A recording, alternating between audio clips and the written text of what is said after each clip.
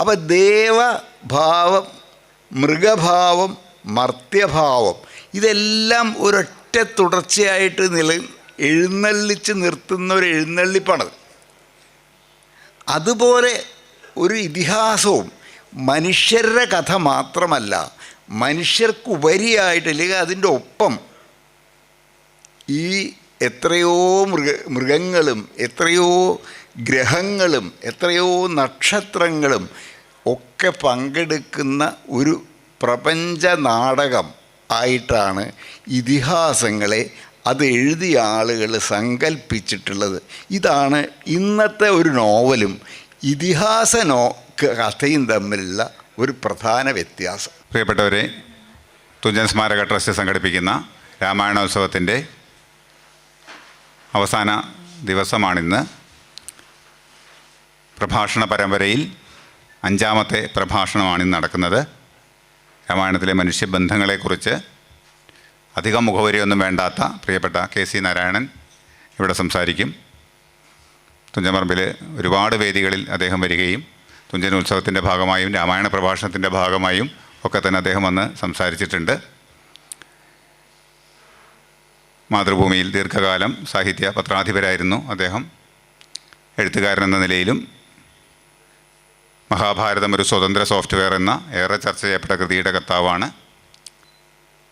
അദ്ദേഹം. നമ്മുടെ ക്ഷണം സ്വീകരിച്ച് നേരത്തെ തന്നെ ഇവിടെ എത്തിച്ചേർന്നിരുന്നു.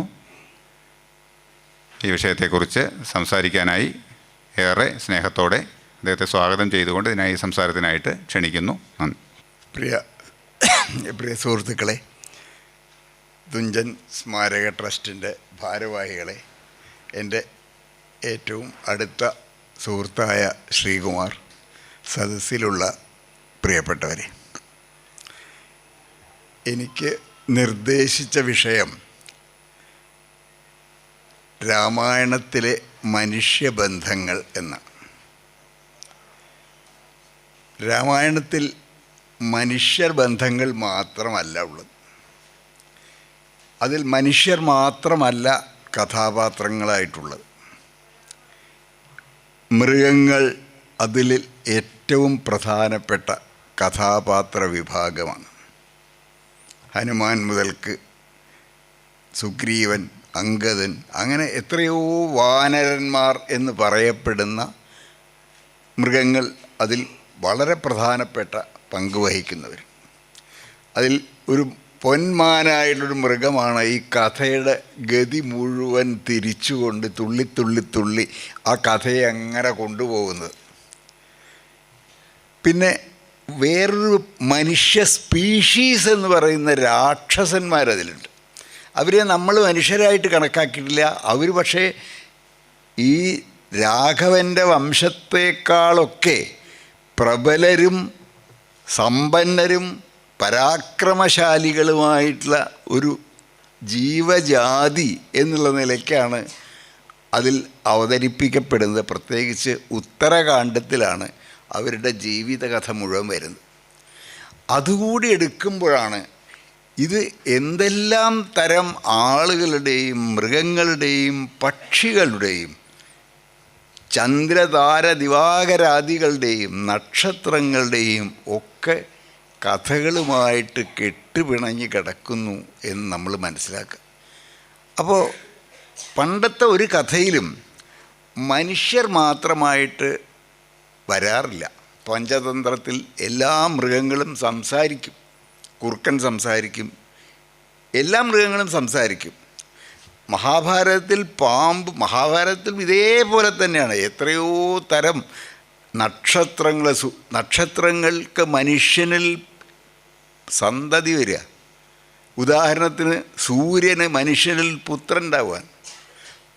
പണ്ട് പർവ്വതത്തിന് മനുഷ്യനിൽ പുത്രൻ ഉണ്ടായിരുന്നു, അതാണ് പാർവതി. അങ്ങനെ മനുഷ്യനും മനുഷ്യനല്ലാത്ത ജന്തുജാലങ്ങളും ജന്തുജാലങ്ങളെ അല്ലാത്ത അചരമായ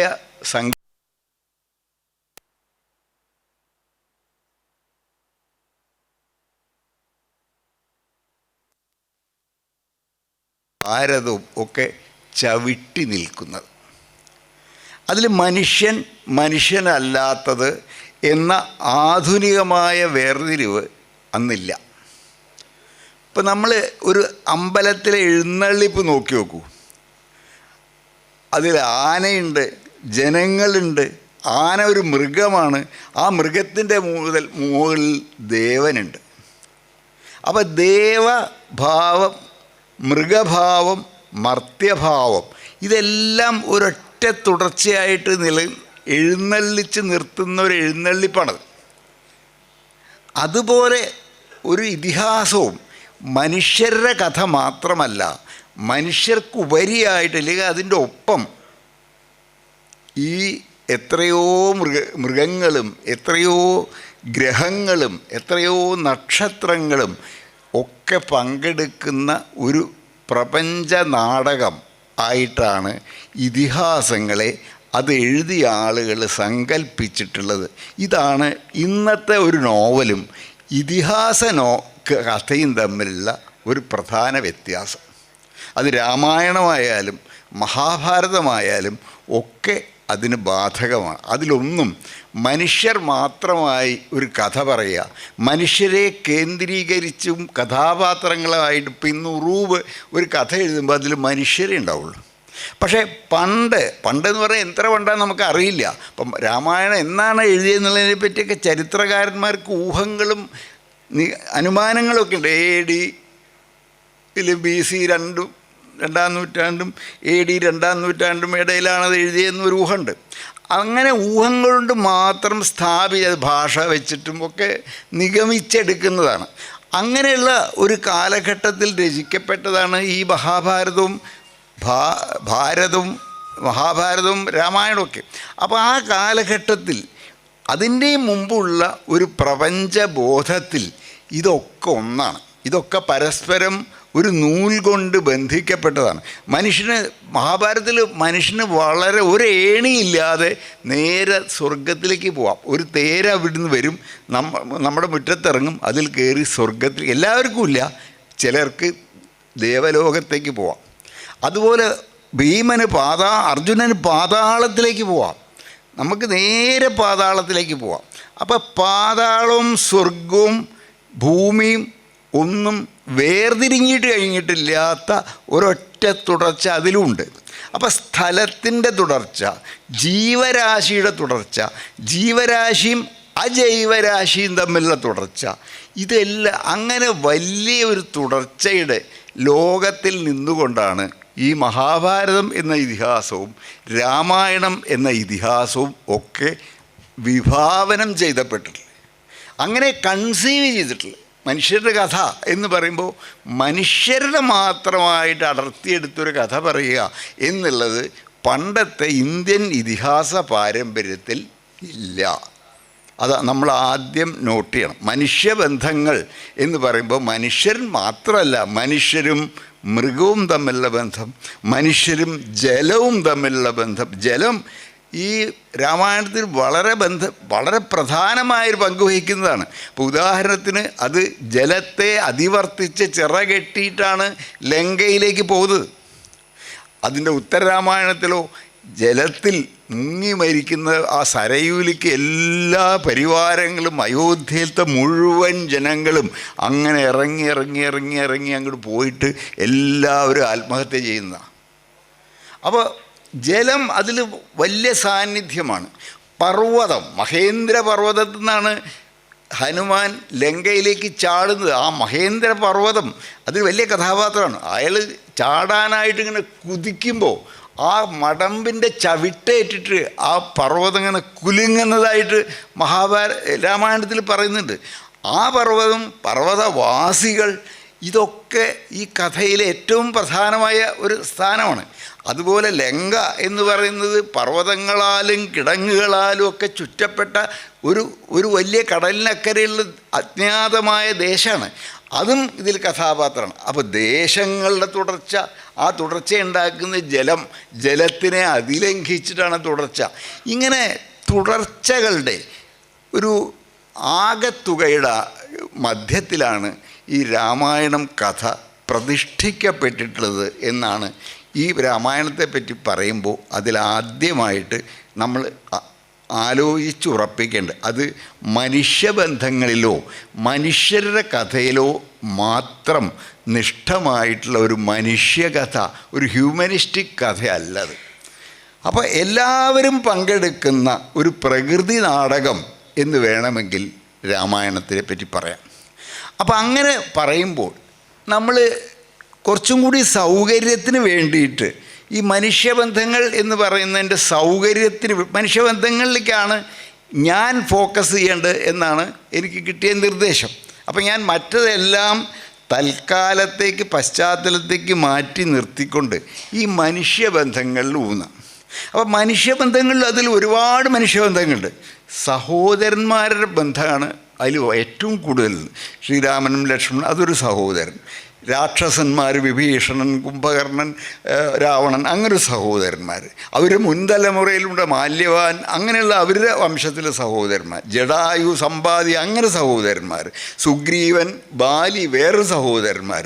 ഇവിടെ പല തരത്തിലും തട്ടിലുള്ള സാഹോദര്യ ബന്ധങ്ങൾ ഇതിലുടനീളമുണ്ട്. ഞാൻ അതും സ്പർശിക്കുന്നില്ല. അതുപോലെ ഉള്ള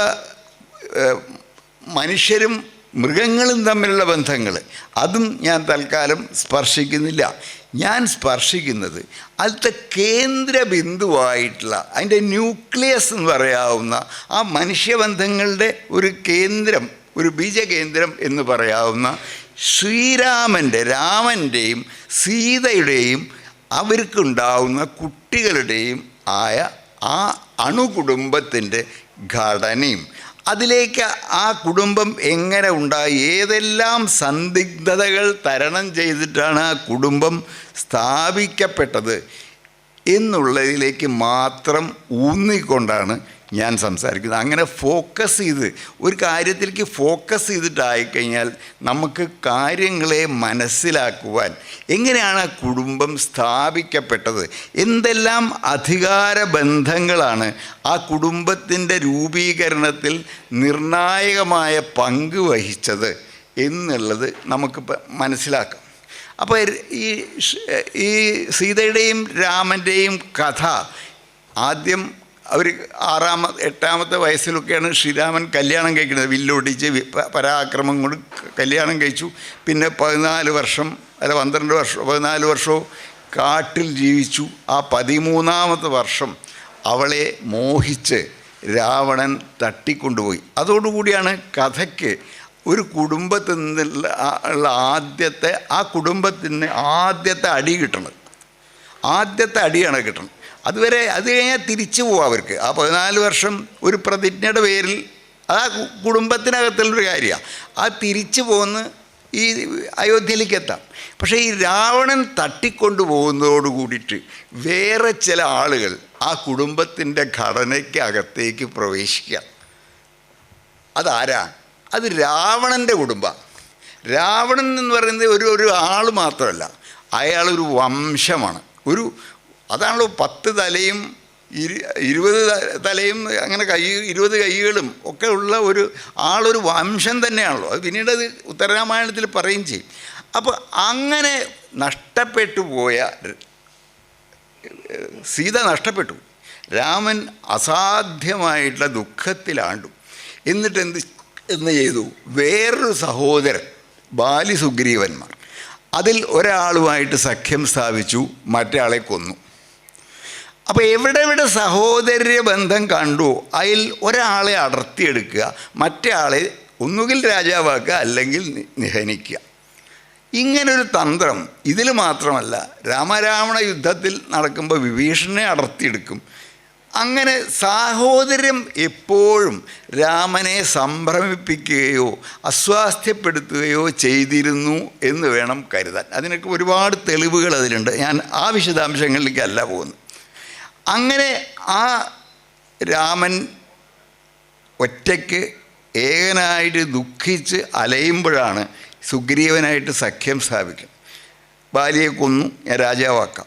അപ്പോൾ രാജാവാക്കി സുഗ്രീവൻ ആ വാഗ്ദാനമൊന്നും പാലിക്കുന്നില്ല. അയാൾ കള്ളു കുടിച്ച് ഭാര്യയോടൊപ്പം താമസിച്ച് ഉല്ലസിക്കുകയാണ്. അപ്പോൾ ലക്ഷ്മണനെ പറഞ്ഞയക്കും. ലക്ഷ്മണനോട് ഒരു വാക്ക് മാത്രമേ പറഞ്ഞയക്കുള്ളൂ: ആ ബാലിയെ കൊന്ന അമ്പ് എൻ്റെ കൈവശം ഇപ്പോഴുമുണ്ട് എന്ന് അവനോട് ചെന്ന് പറയുക. ഇത്ര മാത്രമേ പറഞ്ഞുള്ളൂ. ആ ബാലിയെ കൊന്ന അമ്പ് എൻ്റെ ആവനാഴിയിൽ ഇപ്പോഴും കിടപ്പുണ്ട് എന്ന് സുഗ്രീവനെ ഓർമ്മിപ്പിക്കുക. അതോടുകൂടി സുഗ്രീവൻ മട്ടുമാറി. അയാളും ഭയചകിതനായി. കാരണം ആ അമ്പ് ഒളിയമ്പ് എവിടുന്നും വരാം, ഒരു കാണാത്തൊരു ദിക്കുന്നത് വരാം, എന്നും വരാം. അപ്പോൾ അതിൽ ഭയചകിതനായിട്ട് അദ്ദേഹം വീണ്ടും കർത്തവ്യത്തിലേക്ക് വരികയാണ്. അപ്പോൾ അതുവരെ രാമൻ ദുഃഖിച്ച് തന്നെ ആയിരുന്നായിരുന്നു.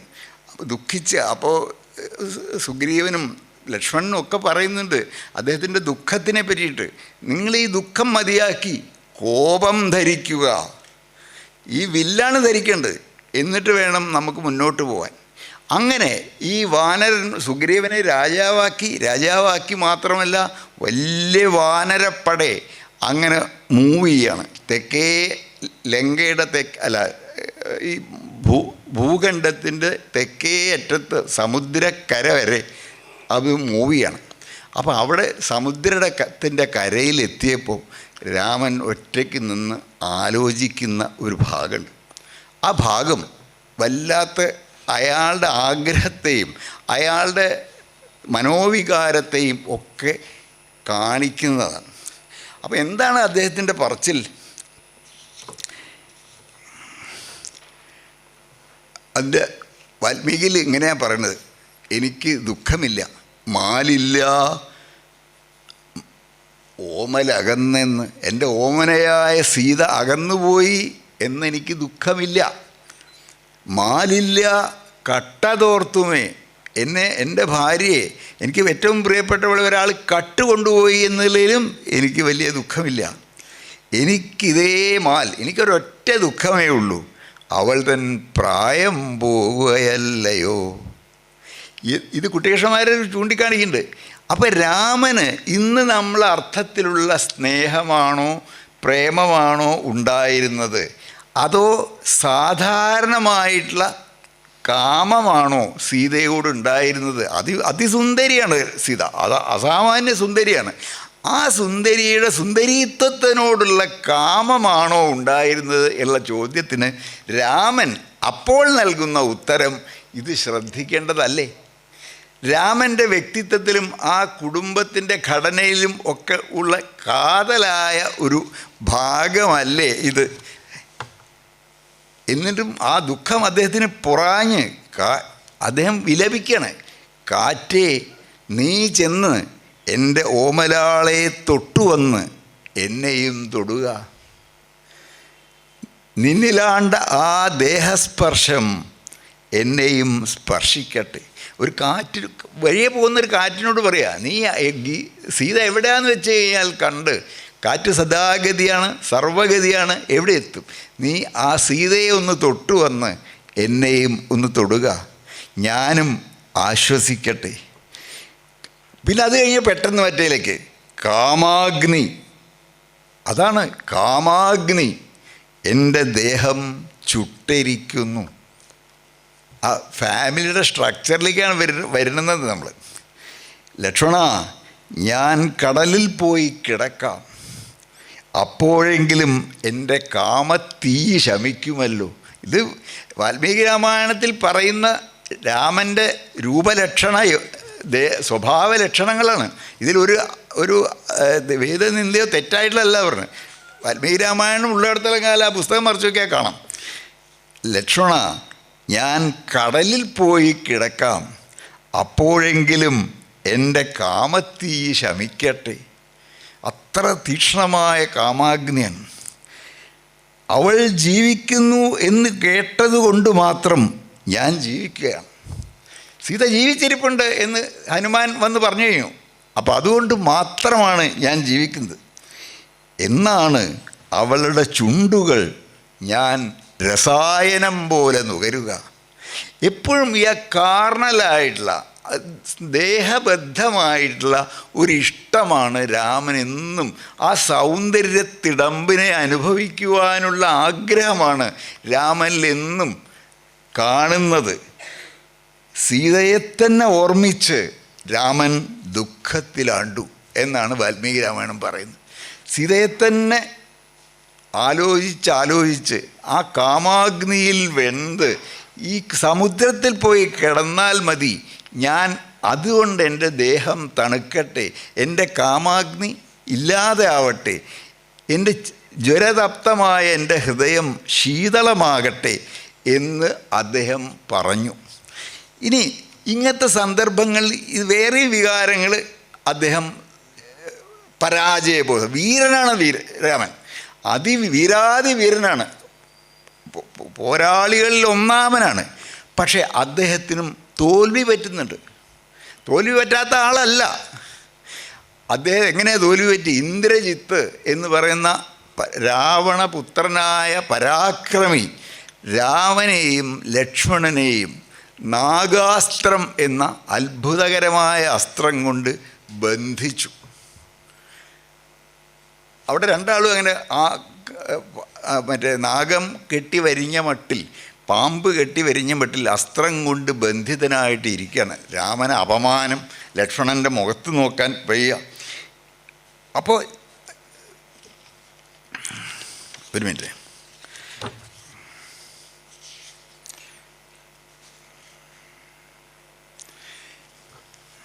അപ്പോൾ രാമൻ ആകെ പരാജിതനായി മനസ്സുകൊണ്ടും തളർന്നു. അപ്പോൾ അദ്ദേഹം പറയാ, സീതയിൽ എന്ത് കാര്യം? ഞാൻ എന്തിനു വേണ്ടി ഈ സീതയ്ക്കൊക്കെ വേണ്ടി ഇങ്ങനെ യത്നിക്കണം? എനിക്ക് എൻ്റെ ജീവനിൽ എന്ത് കാര്യം? എൻ്റെ സഹോദരന്മാരെയും അമ്മമാരെയും ഓർത്ത് മാത്രമാണ് ഞാൻ കേഴുന്നത്. മനുഷ്യർക്ക് ഈ രാക്ഷസന്മാരെ കൊല്ലാനേ ആവില്ല. വാനര സൈന്യമേ പിരിഞ്ഞു പോയിക്കൊള്ളുക. ആലോചിച്ച് നോക്ക്, ഈ വാനര സൈന്യം ഇദ്ദേഹത്തിൻ്റെ ആജ്ഞയേറ്റ് ഒപ്പം കൂടി എന്തും ചെയ്യാം, ഞങ്ങൾ എവിടെയും അന്വേഷിക്കാം എന്ന് പറഞ്ഞ് തിരിഞ്ഞ് ഒപ്പം കൂടിയ വാനര സൈന്യത്തിനോട് അയാളത് ഡിസ്പേഴ്സ് ചെയ്യണം. നിങ്ങൾ പിരിഞ്ഞു പോയിക്കോളൂ, എനിക്ക് യുദ്ധവും വേണ്ട, സീതയും വേണ്ട, ഒന്നും വേണ്ട. കാരണം അത്രമാത്രം അപമാനത്തിന് കീഴ്പ്പെടുന്നു. ഇങ്ങനെ രാമനുണ്ട്. ഇതൊന്നും രാമനെ യോഗ്യത കുറച്ച് കാണിക്കാനല്ല, ഇങ്ങനെയാണ് മനുഷ്യർ എന്നുള്ളതാണ് കാണിക്കുന്നത്. ആ സീതയെ യുദ്ധം കഴിഞ്ഞ് കാണാം അല്ല. അപ്പോൾ ഇങ്ങനൊരു സന്ദർഭത്തിൽ ഒരു പക്ഷി വരുന്നുണ്ട്. ഈ അപകട സന്ദർഭത്തിൽ അദ്ദേഹത്തെ രക്ഷിക്കാനായിട്ട്, ശ്രീരാമനെയും ലക്ഷ്മണനെയും രക്ഷിക്കാനായിട്ട് ഒരു പക്ഷിയാണ് വരുന്നത്. മനുഷ്യനോ മൃഗമോ ഒന്നുമല്ല. എന്താണ് ആ പക്ഷി? ഗരുഡനാണ്. അപ്പോൾ നാഗാസ്ത്രത്തിന് ഒരു പ്രത്യൗഷധമായിട്ട് ഗരുഡൻ വന്നു ഈ നാഗ അസ്ത്രത്തിനെ കുത്തി മുറിച്ച് മാറ്റി. എന്നിട്ട് അവരെ വിമുക്തരാക്കി.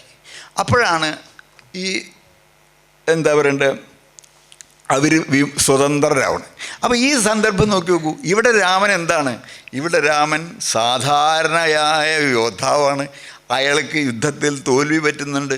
ആ തോൽവി പറ്റിക്കഴിഞ്ഞാൽ ദയനീയനാവുന്നത് ഏറ്റവും വലിയ വീര്യത്തിൻ്റെ തുങ്കത്തിൽ നിൽക്കുന്ന ഒരു മനുഷ്യൻ. അത് ഏറ്റവും അധികം കൊടിയ നിരാശയുടെ ആഴത്തിലേക്ക് പതിക്കുന്ന ദൃശ്യവും രാമായണത്തിൽ കാണിച്ചു തരുന്നുണ്ട്. ഇത് നമ്മൾ രാമായണം സൂക്ഷ്മമായി വാൽമീകി രാമായണം വായിച്ചാലേ ഇതൊക്കെ ഈ സ്വഭാവ ചിത്രീകരണം വ്യക്തമായിട്ട് മനസ്സിലാവുള്ളൂ. അത്ര സൂക്ഷ്മമായിട്ടാണ് ഈ വാൽമീകി രാമായണത്തിൽ രാമൻ്റെ പതനവും ഉയർച്ചയും വീര്യവും പരാജയവും ദുഃഖവും ക്രോധവും എല്ലാം വിവരിച്ചിട്ടുള്ളത്. അയാൾ താന്തോന്നിത്തരം, അയാൾ അധികാരമോഹം എല്ലാം അതിലുണ്ട്. അത് നമ്മൾ വഴിയെ കാണും. സീത അതിനൊക്കെ വിപരീതമായിട്ട് ഓരോ ദിക്കിലും രാമനോടുള്ള പൂയ മാത്രം, ഏക വിഷയമനസ്ക എന്ന മട്ടിൽ രാമനെ മാത്രം ആലോചിച്ചിരിക്കുന്ന ഒരു സ്ത്രീ. സീത അയാളുടെ വംശത്തിൻ്റെ കീർത്തിയുടെ കൊടിയടയാളം മാത്രമായി, സീത ഒരു പതാക മാത്രമായി, സീത ഒരു ട്രോഫി മാത്രമായി, ജയിച്ചു ഞാൻ എന്ന് കാണിക്കുന്ന ഒരു ട്രോഫി മാത്രമായിട്ട് മാറുകയാണ്. അങ്ങനെ ഈ പരാജയബോധത്തിൽ പെട്ടു. യുദ്ധം കഴിഞ്ഞു. യുദ്ധം കഴിഞ്ഞു. യുദ്ധത്തിൻ്റെ വിവരണം നമുക്ക് ആവശ്യമില്ല. അത് വിവരണങ്ങളാണ്. പലതരം യുദ്ധങ്ങൾ നടന്നു, രാവണനെ കൊന്നു, എല്ലാ വിഭീഷൺ ഇങ്ങോട്ട് കൂറുമാറി. അങ്ങനെ കഴിഞ്ഞപ്പോൾ ഈ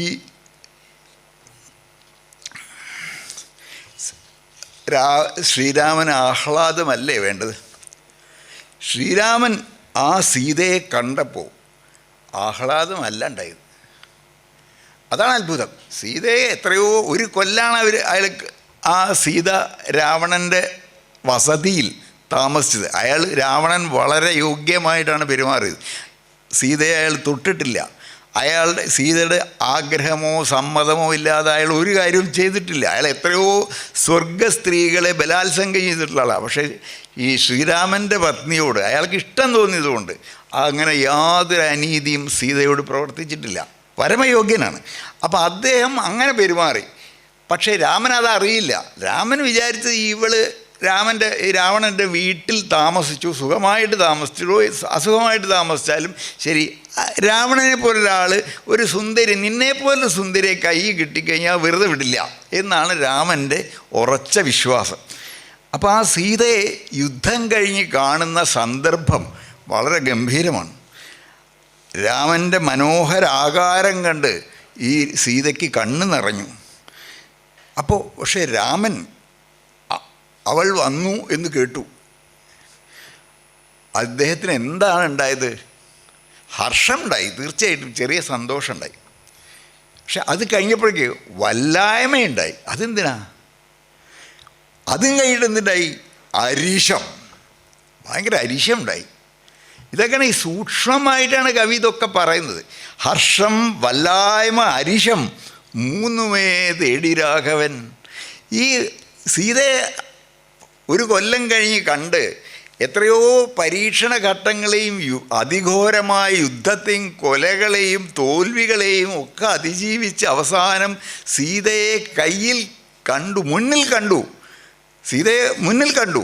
അപ്പോൾ ഇയാൾക്ക് ആദ്യം ചെറിയ ഒരു ആനന്ദമുണ്ടായി, അത് കഴിഞ്ഞിട്ട് വല്ലായ്മയുണ്ടായി, പിന്നെ അരിശമുണ്ടായി. ഇത് വളരെ ശ്രദ്ധിക്കേണ്ട ഒരു കാര്യമാണ്.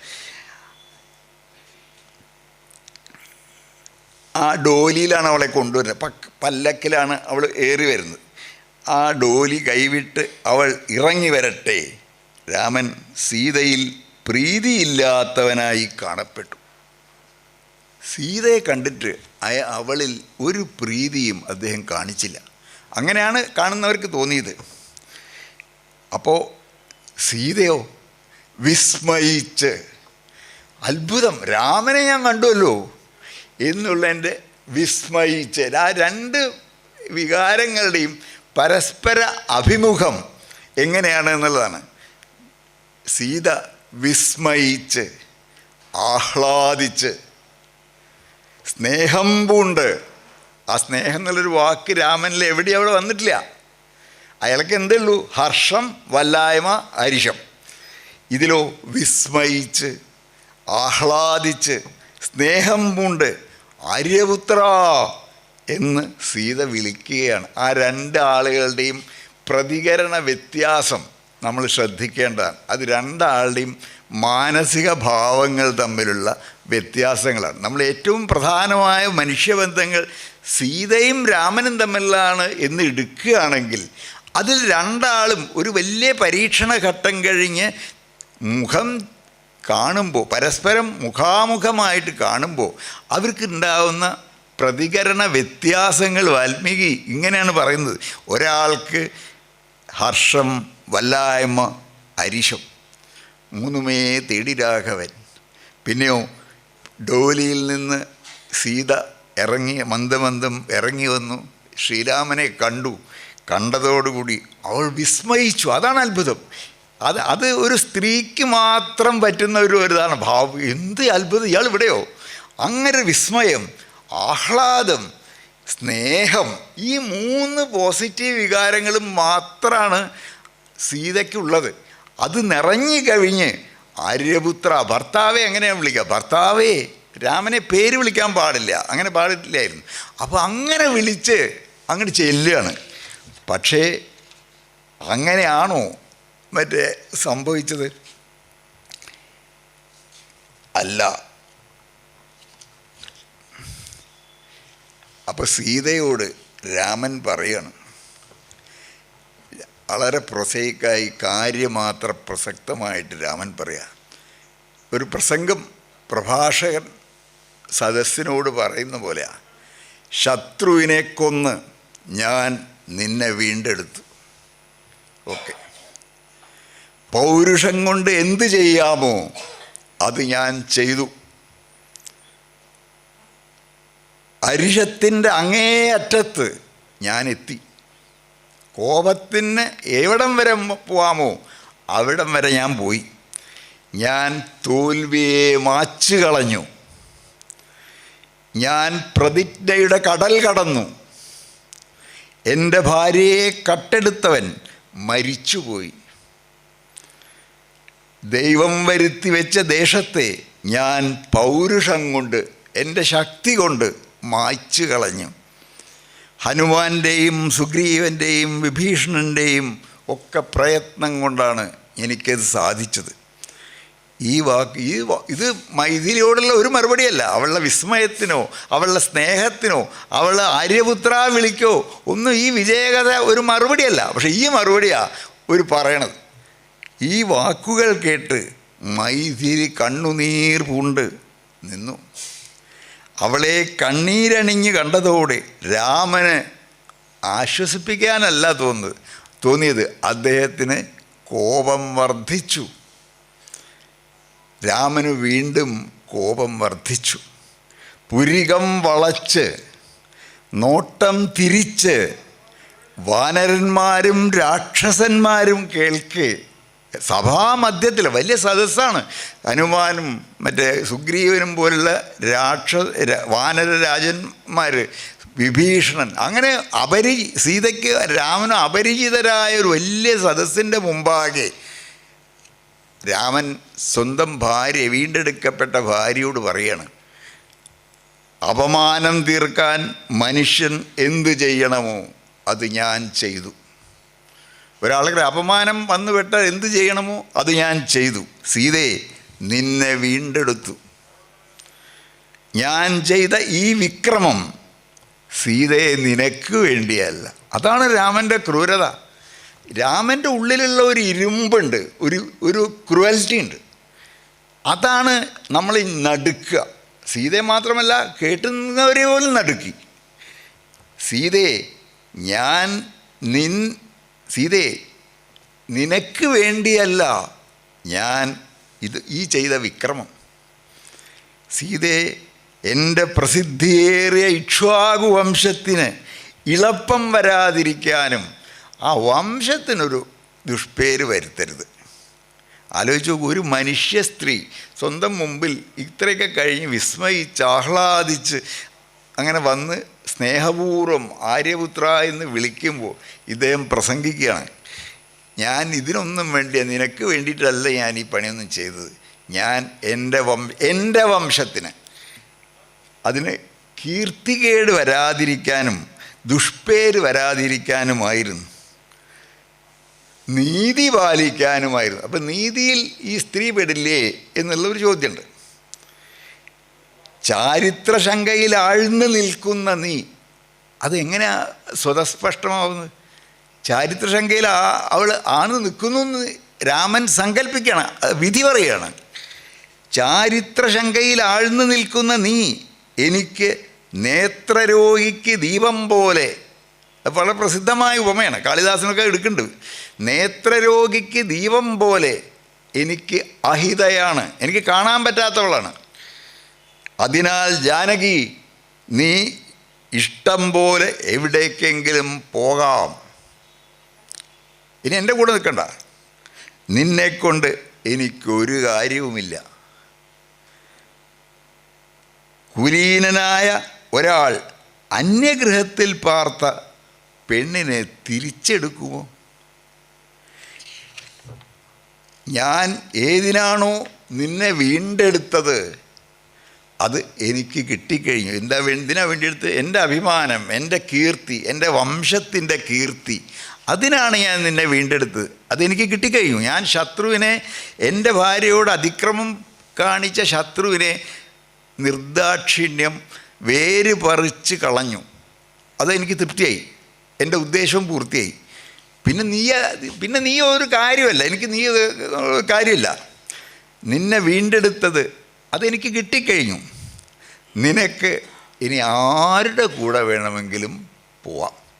നിനക്ക് ഭരതൻ്റെ അടുക്കലോ, ആലോചിച്ച് നോക്കൂ, നിനക്ക് ഭരതൻ്റെ അടുക്കലോ നിനക്ക് ലക്ഷ്മണൻ്റെ അടുക്കലോ പാർക്കാം. എന്ത് നിന്ദിക്കുന്ന വാക്കുകളാണെന്ന് ആലോചിച്ച് നോക്കണം. ഒരു സ്ത്രീയുടെ, ഒരു സംശുദ്ധയായ സ്ത്രീയുടെ മുഖത്ത് നോക്കി പറയുക, അയാളുടെ ഭാര്യയാണ്, അയാൾ ഇത്രകാലം സ്നേഹിച്ച ഭാര്യയാണ്. നീയില്ലെങ്കിൽ എനിക്ക് നിന്നെ തൊട്ട് വരുന്ന കാറ്റേ എന്നെ തൊടൂ എന്ന് പറയുന്ന സ്നേഹാധിക്യത്തിൻ്റെ വാക്കുകൾ ഇതിൻ്റെ മുമ്പ് പറഞ്ഞതാണ്. ആ മനുഷ്യൻ പറയുകയാണ്, എന്താ, നിനക്ക് ശത്രുഘ്നൻ്റെ അടുക്കലോ സുഗ്രീവൻ്റെ അടുക്കലോ വിഭീഷണൻ്റെ അടുക്കലോ തോന്നുന്ന ആരുടെയും അടുക്കലോ നിനക്ക് പോവാം. നിൻ്റെ മനോജ്ഞമായ അവയവഭംഗി കണ്ടാൽ, അതും സ്വഗ്രഹത്തിൽ താമസിക്കുന്ന നിന്നെ കണ്ടാൽ അവൻ അത് നീണാൾ സഹിച്ചിരിക്കാൻ ഇടയില്ല. അവൻ എന്ന് പറഞ്ഞ രാവണൻ അത് നീണാളൊന്നും അധിക കാലമൊന്നും രാവണനെ പോലെ ഒരാൾ അത് സഹിച്ചിരിക്കാൻ ഇടയില്ല. സീത നാണം കെടില്ലേ? മുള്ളുവാക്ക് ഉള്ളിൽ തറഞ്ഞ ജാനകി കണ്ണീർ വാർത്തുകൊണ്ടേയിരുന്നു. പിന്നെ മുഖം തുടച്ചു, തൊണ്ടയിടറി പറഞ്ഞു, ഒരു ഹീനൻ പറയുന്ന പോലെ, എന്താണ് എന്നോടിങ്ങനെ പറയുന്നത്? ഒരു ഹീനൻ പറയുന്നത് പോലെ എന്താണ് എന്നോടിങ്ങനെ പറയുന്നത്? എൻ്റെ അവസ്ഥ അങ്ങ് കരുതും പോലെയല്ല. എൻ്റെ ചാരിത്രമാണ് സത്യം. മറ്റൊരു പുരുഷൻ്റെ സ്പർശം എനിക്ക് പറ്റി. രാവണൻ അവളെ ഒക്കത്തെടുത്തിട്ടാണ് കൊണ്ടുപോയത്. അത് പറ്റി. അത് വശക്കേട് കൊണ്ട് പറ്റിയതാണ്. ഞാൻ എൻ്റെ ഇച്ഛ കൊണ്ടല്ല, അയാൾ എന്നെ ഒക്കത്തെടുത്താണ് കൊണ്ടുപോയത്. അങ്ങനെ ഒരു പുരുഷ സ്പർശം അയാളുടെ ഒക്കത്ത് ഞാൻ ഇരുന്നു. അത് വശക്കേട് കൊണ്ട് പറ്റിയതാണ്. അത് എൻ്റെ ഇച്ഛ കൊണ്ട് അല്ല. അതിൽ ദൈവമാണ് കുറ്റക്കാരൻ. എനിക്ക് അധീനമായത് എൻ്റെ ദേഹമല്ല, എൻ്റെ മനസ്സ് മാത്രമാണ്. എനിക്കെൻ്റെ മനസ്സ് അധീനമാണ്, അതെൻ്റെ കീഴിലാണ്. ആ മനസ്സ് അങ്ങയിൽ തന്നെ ഉറച്ചു നിൽക്കുകയാണ്. ശരീരത്തിൻ്റെ പരാധീനതയെക്കുറിച്ച് ഞാൻ എന്തു പറയാൻ? ശരീരത്തിൻ്റെ പരാധീനതയെക്കുറിച്ച് ഞാൻ എന്തു പറയാൻ? നിസ്സാരനായ ഒരാളെപ്പോലെ എൻ്റെ വെറും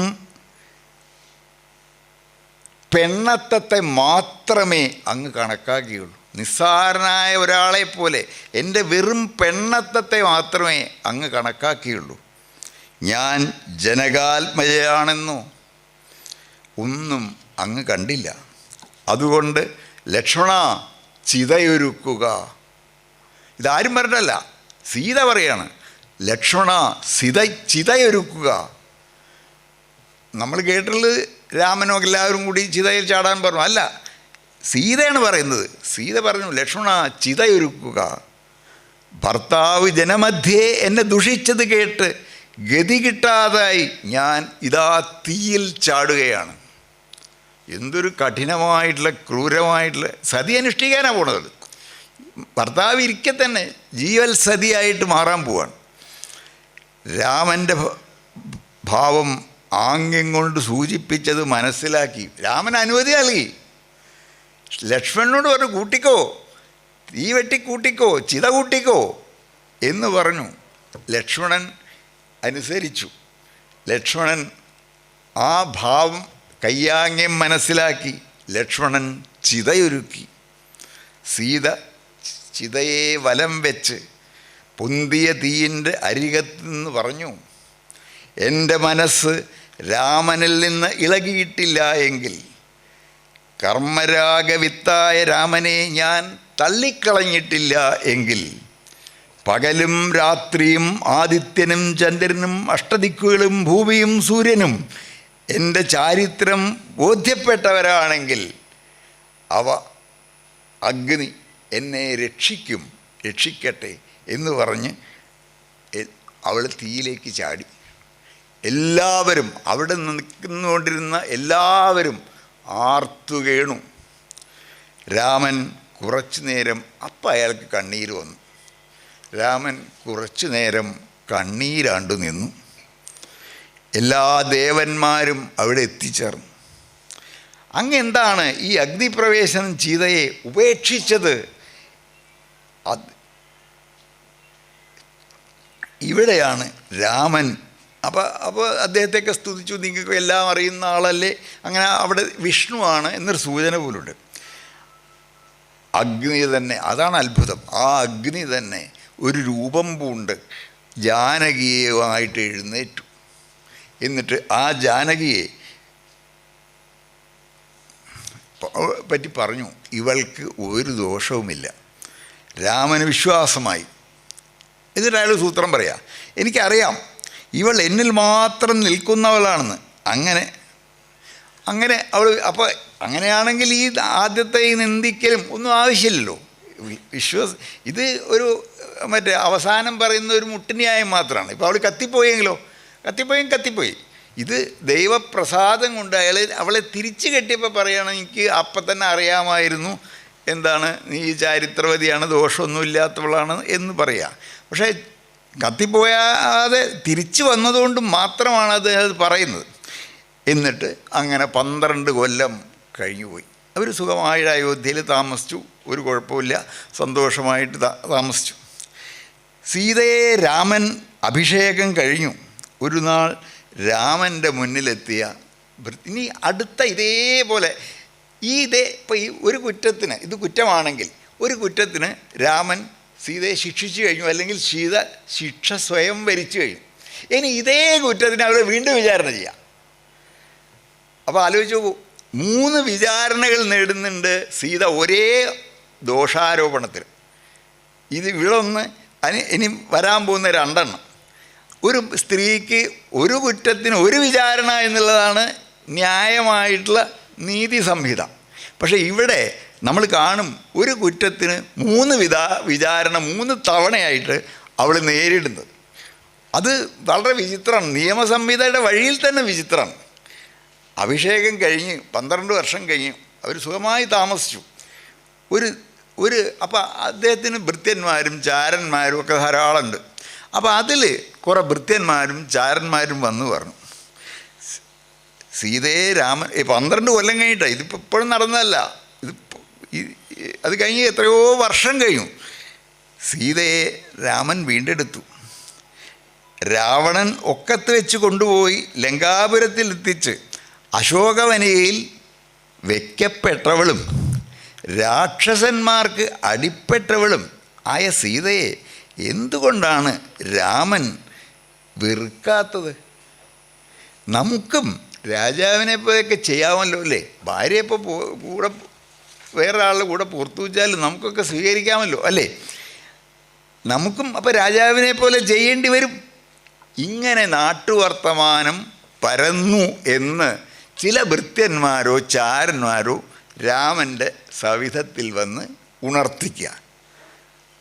അപ്പോൾ ഇത് ചിന്താവിഷയായ സീതയിൽ ചോദിച്ച പോലെ ഇങ്ങനെയൊക്കെ ആളുകൾ പറഞ്ഞാൽ നിജസ്ഥിതി പരിശോധിക്കുക എന്നുള്ളതല്ലേ രാജാവിൻ്റെ ധർമ്മം. അങ്ങനെ ഉണ്ടോ? ആരാ പറഞ്ഞ ആളെ കൊണ്ടുപോവാ എന്ന് പറഞ്ഞിട്ട് നീ എന്താ കേട്ട്, അങ്ങനെയാണോ കേട്ട്? ഒരു വിസ്തരിക്കണം, അത് കേൾക്കണ്ടേ? അത് പരീക്ഷിച്ചറിയേണ്ടതല്ലേ എന്ന് സീത ചോദിക്കണ്ടല്ലോ.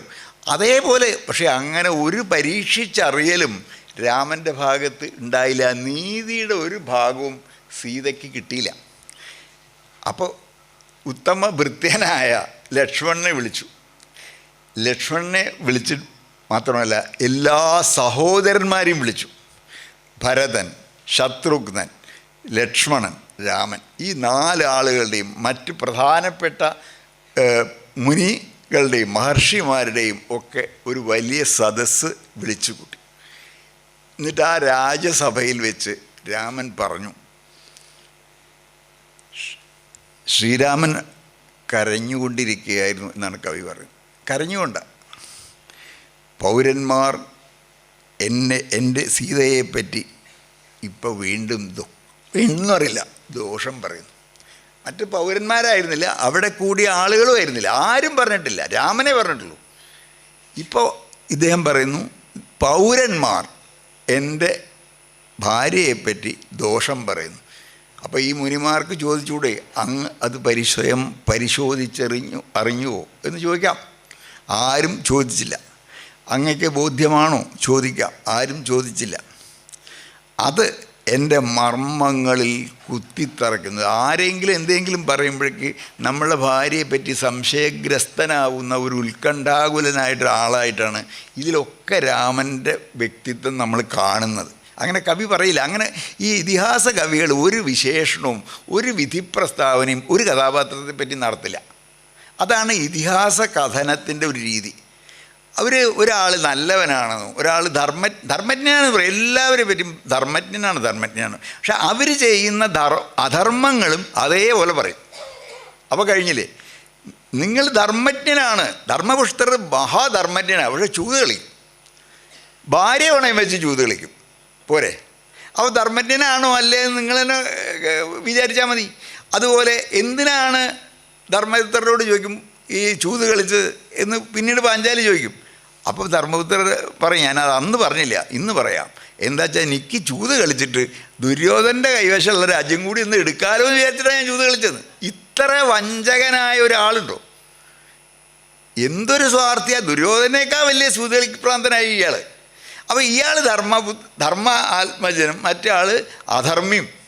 അപ്പോൾ ഈ വിശേഷണവും അവർ ചെയ്യുന്ന പ്രവൃത്തിയും തമ്മിൽ യാതൊരു ബന്ധമില്ല. അപ്പോൾ വിശേഷണം വെറുതെ കൊടുക്കുകയാണ്. അതിനനുസരിച്ചാവണം അയാളുടെ പ്രവൃത്തി എന്ന് ഒരു നിർബന്ധമില്ല. അങ്ങനെ ആണ് ഇതിഹാസം അങ്ങനെ കഥ പറയും. അങ്ങനെ കഥ ഇങ്ങനെ പറയുന്നുള്ളതല്ലാതെ അതിൽ പക്ഷം പിടിച്ചുകൊണ്ടല്ല. പക്ഷെ പക്ഷമുണ്ട്. പക്ഷം അത് വിജയിക്കുന്ന ആളുകളുടെ പക്ഷമാണ് അതിലത്തെ കഥയിലത്തെ. ഏത് വീക്ഷണകോണിൽ നിന്ന് പറയുന്നു? ദുര്യോധൻ്റെ അല്ല വീക്ഷണകോൺ, പാണ്ഡവരുടെയാണ്. അപ്പോൾ പാണ്ഡവരുടെ പക്ഷത്തിൽ നിന്നാണ് മഹാഭാരതം കഥ പറയുന്നത്. പക്ഷേ ഈ തകിടം മറിച്ചിലൊക്കെ ഉണ്ടായതുകൊണ്ട് ഇവരുടെ പക്ഷം പിടിച്ചുകൊണ്ടൊരു കാര്യമില്ല. സംഭവങ്ങൾ വേറെ കിടക്കുക. അതിൽ നിന്നാണ് നമ്മൾ ഈ സംഭവങ്ങൾ വേറെ കിടക്കുകയും ഈ അഭിപ്രായ പ്രകടനങ്ങൾ വേറെ കിടക്കുകയും ചെയ്യുമ്പോൾ ആ ഒരു പിളർപ്പിൽ നിന്നാണ് നമ്മളിതിൻ്റെ കഥയെ ഇങ്ങനെ വിഗ്രഹിച്ച് എടുക്കുന്നത്. അവിടെയാണ് എല്ലാ ഇതിഹാസങ്ങൾക്കും ഉള്ള മേന്മ. മറ്റത് നമ്മുടെയൊക്കെ കഥാഖ്യാനം, നമ്മൾ പരിചയിച്ച കഥാഖ്യാനം എങ്ങനെയാണ്? ഒരാളെ എന്തായിട്ട് വിശേഷിപ്പിക്കുന്നുവോ അതുപോലെ തന്നെ ആയിരിക്കും അയാളുടെ പ്രവൃത്തി. ധർമ്മജ്ഞൻ എന്ന് വിചാരിച്ചാൽ പിന്നെ അയാൾ ശരി മാത്രം ചെയ്യുന്ന അങ്ങനെ ഒരാളില്ല. ശരി മാത്രം ചെയ്യുന്ന ഏത് മനുഷ്യനാണുള്ളത്? അങ്ങനെ ഇല്ലല്ലോ. പക്ഷെ അത് അങ്ങനെ ഉണ്ട് എന്നുള്ള വിശ്വാസം ഒരിടത്ത് ഇരിക്കും. പക്ഷെ അതൊന്നും അല്ല ജീവിതത്തിൻ്റെ സംഭവഗതികൾ എന്ന് മനസ്സിലാക്കിച്ചുകൊണ്ട് വേറെ കാര്യങ്ങളും ഉണ്ടാവും. അതാണ് ഇതിഹാസത്തിൻ്റെ ജീവിത തുല്യത എന്ന് പറയുന്നത്. അത് ജീവിതം പോലെയാണ്.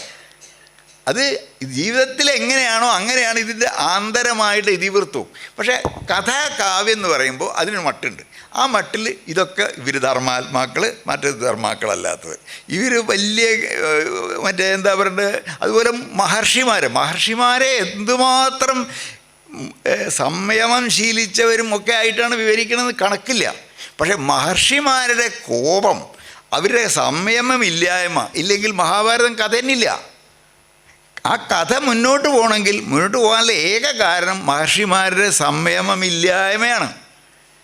അതും വ്യാസനായാലും ശരി, വിശ്വാമിത്രനായാലും ശരി, ഏത് മഹർഷി ആയാലും ശരി, അവരുടെ സംയമമില്ലായ്മ, അടക്കമില്ലായ്മ, അടക്കാനാവായ്മ എന്നൊക്കെ കാമവും ക്രോധവുമാണ് അടക്കേണ്ടതായിട്ട് പറയുന്നത്. ഈ രണ്ടും അടക്കാൻ അവർക്ക് സാധിക്കുന്നില്ല എന്നുള്ളത് കൊണ്ടാണ് മഹാഭാരതം കഥ തന്നെ സാധ്യമാവുന്നത്, കഥ തന്നെ മുന്നോട്ട് പോകുന്നത്. അപ്പോൾ നോക്കി നോക്കുക, ഇത് എന്തൊരു ഭയങ്കര ഡീകൺസ്ട്രക്ഷനാണ്. ഇതിൽ എന്തായിട്ടാണോ അത് വിവരിക്കപ്പെടുന്നത് അതേ അല്ല, അങ്ങനൊരു സാധനമല്ലത്. ഇങ്ങനെ ഒരു രീതിയാണ് ഇതിഹാസ കഥയിലൊക്കെ വരുന്നത്. ഈ അതേ രീതി തന്നെയാണ് ഇവിടെയും വരുന്നത്. ഇവിടെ രാമൻ എന്തൊരു അധികാരത്തിൻ്റെയും ആണധികാരത്തിൻ്റെയും ഒക്കെ മൂർത്തിയാണ്. അപ്പോൾ അദ്ദേഹം പറയാണ് പൗരന്മാരോട്, പൗരന്മാരെ, എൻ്റെ സീതയെപ്പറ്റി ദോഷം പറയുന്നു പൗരന്മാർ. അത് എൻ്റെ മർമ്മങ്ങളിൽ തറയ്ക്കുന്നു. ഞാൻ മഹത്തായ ഇക്ഷ്വാകു വംശത്തിൽ പിറന്നവനല്ലേ? ആണ്. സീതയും ബഹുമാനിക്കപ്പെടുന്ന ജനകവംശത്തിലെ സന്തതി. നിങ്ങൾക്കറിയാം, രാവണൻ സീതയെ കട്ടതും ഞാൻ അവനെ കൊന്നതും. അന്നും ആളുകൾ പറഞ്ഞു, എങ്ങനെയാണ് രാക്ഷസൻ പാർപ്പിച്ച സീതയെ ഞാൻ കൊണ്ടുപോയി പാർപ്പിച്ചതെന്ന്. അന്നും പറഞ്ഞിട്ടുണ്ട്. ഇത്രേ ഉണ്ടാവാം. അന്ന് ശുദ്ധി തെളിയിക്കാനായി സീത തീയിൽ ചാടി. അപ്പോൾ അതോടുകൂടി കേസ് വിധി പറഞ്ഞു, ക്ലോസായി. ഇനി ആ കേസ് വീണ്ടും വിചാരണ ചെയ്യാൻ പറ്റില്ല. ഒരു പ്രാവശ്യം ഒരാളെ ഒരു കുറ്റത്തിന് ഒരു പ്രാവശ്യമേ വിചാരണ ചെയ്യാൻ പാടുള്ളൂ. അതാണ് നീതി. അല്ലാതെ എല്ലാ പ്രാവശ്യവും ഒരു കള്ളനെ പിടിച്ചിട്ട് അന്ന് ചെയ്തില്ലേ, ശരി ഇന്നും കൂടി വിചാരണ ചെയ്യും എന്ന് പറഞ്ഞാൽ അനന്തമായിട്ട് നീട്ടിക്കൊണ്ടുപോകാവുന്നൊരു വിചാരണ ഇല്ല. ഒരു കേസ് എന്ന് പറയുമ്പോൾ ആ കുറ്റം അത് തെളിയിച്ചു, അതിനെ ശിക്ഷിച്ചു, അത് കഴിയും. പിന്നെ അടുത്ത കേസ്. അങ്ങനെയല്ലാതെ ഇതേ കുറ്റം, ഇതാണ് സീതയുടെ കാര്യത്തിൽ നീതിന്യായ കോടതിയുടെ ഭാഗത്ത് നിന്ന് നോക്കുമ്പോൾ ഉണ്ടാകുന്ന ഏറ്റവും വലിയ പ്രമാദം. അതായത് ഒരേ ഒരു കുറ്റത്തിന്, ഒരു കുറ്റമാണെങ്കിൽ, കുറ്റം എന്നുള്ളത് ഞാൻ വിതിൻ ഇൻവെർട്ടഡ് കോമയാണ്, ഇത് ആരോപിത കുറ്റമാണോ, ആരോപിച്ചാൽ പോലും കുറ്റമല്ല, ഇങ്ങനെ പല കാര്യങ്ങളുണ്ട്. ആ ഇല്ലാത്ത കുറ്റത്തിന്, അതാ പറഞ്ഞിട്ട്, ഇല്ലാത്ത കുറ്റത്തിന്, ചെയ്യാത്ത കുറ്റത്തിന് 3 തവണ വിചാരണ ചെയ്യപ്പെടുക എന്നുള്ളത് സീതയ്ക്ക് മാത്രമാണ് ഈ ഇതിഹാസങ്ങളിൽ ഈ നേരിടേണ്ടി വന്ന ഒരു സന്ദർഭം. അപ്പോൾ അന്നും ആളുകൾ പറഞ്ഞു, എങ്ങനെയാണ് രാക്ഷസൻ പാർപ്പിച്ച സീതയെ ഞാൻ കണ്ടുപോയി പാർപ്പിച്ചതെന്ന്. അന്ന് ശുദ്ധി തെളിയിക്കാനായി സീത തീയിൽ ചാടി. സീത നിർദോഷമാണെന്നും വായുവും ചന്ദ്രസൂര്യന്മാരും മുനിവൃന്ദവും അന്ന് പറഞ്ഞു. എനിക്കും അത് ഉറപ്പാണ്, എനിക്ക് ഉറപ്പാണ്. അതുകൊണ്ടാണ് ഞാൻ സീതയെ അയോധ്യയിലേക്ക് കൊണ്ടുപോകുന്നത്. എന്നാൽ ഇപ്പോഴും ദുഷ്പേര് തീരുന്നില്ല. എന്ത് ചെയ്യാം? പുള്ളിക്ക് ദുഷ്പേര് തീരുന്നില്ല. ഭാര്യ എന്ത് ചെയ്യും? തീ ചാടിയാലും ശരി, ഇയാൾക്ക് ദുഷ്പേരാ. എന്നാൽ ഇപ്പോഴും ദുഷ്പേര് തീരുന്നില്ല. പൗരന്മാരും നാട്ടുകാരും അതേ ദോഷം പറയുന്നു. ഭൂമിയിൽ ആരെപ്പറ്റി അകീർത്തി വളരുന്നുവോ അത് നിലയ്ക്കുവോളം അവൻ അധോഗതിയിൽ ആഴ്ന്നു പോവും. അപ്പോൾ എനിക്ക് ഈ ദുഷ്പേരുണ്ടാകുന്ന കാലം, എൻ്റെ വംശത്തിന് ദുഷ്പേരുണ്ടാവുന്നിടത്തോളം കാലം, ആ കറ കളയാത്തിടത്തോളം കാലം അതെന്നും നിലനിൽക്കും. അപ്പോൾ അത് തീർക്കണ്ടേ? ഈ ദുഷ്പേരെ എങ്ങനെ തീർക്കാം? ഞാൻ ദുഃഖിതനാണ്. ഇതിലും മീതെ ഒരു ദുഃഖമില്ല. നാളെ രാവിലെ ലക്ഷ്മണ, നീ അതിൻ്റെ പരിഹാരം പറയണം. അതാണ് ഏറ്റവും ക്രൂരമായിട്ടുള്ള പരിഹാരം. അപ്പോൾ അതിൻ്റെ മുമ്പേ ഗർഭിണിയായിട്ട് സീതയോട് മധുരമായിട്ട് രാഘവൻ ചോദിക്കുന്നുണ്ട്, നിനക്ക് ഗർഭകാലത്തിൻ്റെ ആഗ്രഹം എന്താണെന്ന് പറയൂ. അപ്പോൾ ആളുകൾ പട്ട് വേണം, പണ്ടം വേണം, അങ്ങനത്തെ കാര്യങ്ങളൊക്കെയാണ്. ഇവളൊന്നല്ല പറയും, എനിക്ക് നമ്മളന്ന് സന്തോഷിച്ച് പാർത്ത ആ ആശ്രമവാടങ്ങളിൽ ഒന്നുകൂടി പോയി ആ മുനിമാരെ കണ്ട് വന്ദിച്ചു പോരണം എന്ന ഒരൊറ്റ ആഗ്രഹമേ ഉള്ളൂ. അത് സാധിപ്പിച്ചു തരാമല്ലോ. രാമൻ വാക്കും കൊടുത്തിട്ടുണ്ട്. അത്ര ലളിത മനസ്കയായ ഈ സമ്പന്നതയുടെ മടിത്തട്ടിൽ വളരുന്ന സ്ത്രീതയ്ക്ക് എന്തും പറയാമായിരുന്നു. രാമൻ എന്തും കൊടുക്കുകയും ചെയ്യും. പക്ഷെ അതൊന്നുമല്ല, എനിക്ക് അവിടെ നിന്ന് വരെ ഒന്ന് പോയിട്ട് അത് കണ്ടുവരണം, അങ്ങനൊരാഗ്രഹം, തുച്ഛമായ മോഹങ്ങളേ ഉള്ളൂ. നാളെ രാവിലെ അപ്പോൾ അത് സാധിപ്പിച്ചു കൊടുക്കാം എന്ന് പറയുകയും ചെയ്തായിരുന്നു. നാളെ രാവിലെ ലക്ഷ്മണ, നീ സുമന്ത്രൻ തേര് തെളിക്കുന്ന ആ തേരിൽ സീതയെയും കയറ്റി നാടിനപ്പുറം ഗംഗയ്ക്കപ്പുറം വാൽമീകിയുടെ ആശ്രമത്തിനരികിൽ അവളെ പരിത്യജിക്കണം. എന്തൊരു ക്രൂരമായിട്ടുള്ള ഒരു ശിക്ഷ! അവളെ അറിയില്ല, അവളെ അറിയിക്കാതെ ഈ രംഗമൊക്കെ അതിഭീകരമായിട്ടുള്ള രംഗങ്ങളാണ്. നമുക്ക് ഇപ്പോഴും ഒരാൾക്ക് ഭാവന, ഇപ്പോഴും ആളുകൾ അങ്ങനെയൊക്കെ ചെയ്യുന്നുണ്ടായിരിക്കും. വാൽമീകിയുടെ ആശ്രമത്തിനരികിൽ അവളെ പരിത്യജിക്കണം. എതിര് പറയരുത് ലക്ഷ്മണ, എതിര് പറയരുത് ലക്ഷ്മണ. എന്നെ പിടിച്ച് സത്യം ചെയ്യുക. ലക്ഷ്മണൻ ശ്രീരാമനെ പിടിച്ച് സത്യം ചെയ്യാണ്. എന്ത്? ഞാൻ സീതയെ കളയാം, പരിത്യജിക്കുക. ഇയാൾക്ക് പോയി കളഞ്ഞൂടാ, ഇയാൾക്കായി കൂടെ ഇത് അല്ല. ലക്ഷ്മണനെ ഒരു ടൂളാക്കിയിട്ടാണ്. അതാണ് അതിൻ്റെ നീചത്വം. ഇയാൾക്ക് പോയി പറയാലോ, ഞാൻ നിന്നെ അവിശ്വസിക്കുന്നു, ഞാൻ കളയാണ്, ഞാൻ അതെന്താ ചെയ്യാത്തത്? രാജാവിനാവാലോ, ഇല്ലെങ്കിൽ ഒരു ഭൃത്യനെ അയച്ചിട്ടായാലോ. ഈ ലക്ഷ്മണനെ കൊണ്ട് ചെയ്യിക്കേണ്ടത് എന്തു കാര്യം? അതാണ് അതിൻ്റെ ക്രൂരത. സീതയുടെ വിശ്വസ്തനായ കാവൽക്കാരനായി 12 വർഷം കാലടി മാത്രം നോക്കിക്കൊണ്ട് നടന്ന ആളാണ് ലക്ഷ്മണൻ. ആ ലക്ഷ്മണൻ ഈ സീതയുടെ ആഭരണം കിട്ടിയപ്പോൾ അതിനെപ്പറ്റി പറഞ്ഞത്, എനിക്ക് ആ കാൽപാദങ്ങളിലെ ആഭരണങ്ങൾ മാത്രമേ എനിക്ക് തിരിച്ചറിയാൻ പറ്റുള്ളൂ, മേലോട്ട് ഞാൻ നോക്കിയിട്ടില്ല എന്ന് പറയും. അങ്ങനെ കാലടികൾ മാത്രം ദർശിച്ചുകൊണ്ട് നടന്ന ആ ലക്ഷ്മണനോടാണ് പറയണത് ഇവളെ കൊണ്ട് പരിത്യജിക്കാൻ. എതിര് പറയരുത് ലക്ഷ്മണ, എന്നെ പിടിച്ച് സത്യം ചെയ്യുക. എന്നോട് പിന്നെ പൊതുജനങ്ങളോടാണ് പറഞ്ഞത്, രാജാവായിട്ടാണ് പറഞ്ഞത്. എന്നോട് ഇക്കാര്യത്തിൽ ആരെങ്കിലും അനുനയം പറയാൻ വന്നാൽ അവർ എൻ്റെ ശത്രുക്കളാണ്. ഇതൊന്നുകൂടി ആലോചിക്കേണ്ടതല്ലേ? ഇപ്പം ഇങ്ങനെയൊക്കെ കളയണോ എന്ന് മട്ടിൽ ഒരു അനുനയം പറയാൻ വന്നാൽ അവരെ മുഴുവൻ ഞാൻ ശത്രുക്കളായി പ്രഖ്യാപിക്കും എന്നുള്ള രാജകൽപ്പനയാണ് വരുന്നത്.